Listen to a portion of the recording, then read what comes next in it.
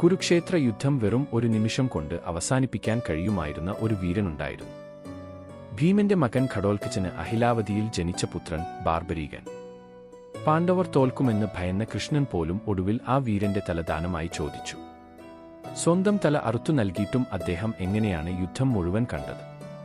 ശിവഭഗവാൻ നൽകിയ അജയ്യമായ 3 അമ്പുകളുമായാണ് ബാർബരീകൻ യുദ്ധത്തിന് പുറപ്പെട്ടത്. ആര് തോൽക്കുന്നുവോ അവരുടെ ഭാഗത്ത് നിന്ന് പോരാടും എന്നതായിരുന്നു അദ്ദേഹത്തിന്റെ ശപഥം. എന്നാൽ കൗരവർ തോൽക്കുമ്പോൾ ബാർബരീകൻ അവർക്കായി പോരാടിയാൽ പാണ്ഡവർ നശിക്കുമെന്ന് കൃഷ്ണൻ മനസ്സിലാക്കി. അതിനാൽ ഒരു ബ്രാഹ്മണ വേഷത്തിലെത്തിയ കൃഷ്ണൻ ബാർബരീകന്റെ തല ദാനമായി ചോദിച്ചു. തന്റെ പിതാമഹന്മാർ പൊരുതുന്ന ഈ മഹായുദ്ധം കാണണമെന്ന ആഗ്രഹം ബാർബരീകൻ പ്രകടിപ്പിച്ചു. കൃഷ്ണൻ ആ തല ഒരു മലമുകളിൽ സ്ഥാപിക്കുകയും 18 ദിവസത്തെ യുദ്ധം മുഴുവൻ കാണാൻ അദ്ദേഹത്തിന് അവസരം നൽകുകയും ചെയ്തു. യുദ്ധത്തിന് ശേഷം പാണ്ഡവരുടെ അഹങ്കാരം തീർത്തുകൊണ്ട് ഈ വിജയത്തിന് പിന്നിൽ കൃഷ്ണന്റെ തന്ത്രങ്ങൾ മാത്രമാണെന്ന് അദ്ദേഹം ലോകത്തിന് കാട്ടിക്കൊടുത്തു.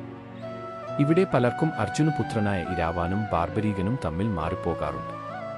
എന്നാൽ ഇരാവാന്റെ കഥകൾ പ്രധാനമായും ദക്ഷിണേന്ത്യയിലെ നാടോടിക്കഥകളിൽ ഉള്ളതാണ്. ബാർബരീകന്റെ ഈ ചരിത്രമാകട്ടെ സ്കന്ദപുരാണം പോലുള്ള കൃത്യമായ പുരാണ ഗ്രന്ഥങ്ങളിൽ രേഖപ്പെടുത്തിയിട്ടുണ്ട്. ഇദ്ദേഹത്തിന്റെ ത്യാഗത്തിൽ പ്രസന്നനായ കൃഷ്ണൻ തന്റെ പേര് തന്നെ ബാർബരീകൻ നൽകി അനുഗ്രഹിച്ചു. അങ്ങനെയാണ് ബാർബരീകൻ ഇന്ന് ഖാട്ടുശ്യാം എന്ന പേരിൽ ലോകമെങ്ങും ആരാധിക്കപ്പെടുന്നത്. സ്വന്തം ശക്തി ഉണ്ടായിട്ടും ധർമ്മത്തിനു വേണ്ടി സർവവും ത്യാഗം ചെയ്ത ബാർബരീകന്റെ ചരിത്രം ഇന്നും ഒരു അത്ഭുതമാണ്. വീഡിയോ ഇഷ്ടപ്പെട്ടെങ്കിൽ ഷെയർ ചെയ്യാനും സബ്സ്ക്രൈബ് ചെയ്യാനും മറക്കരുത്.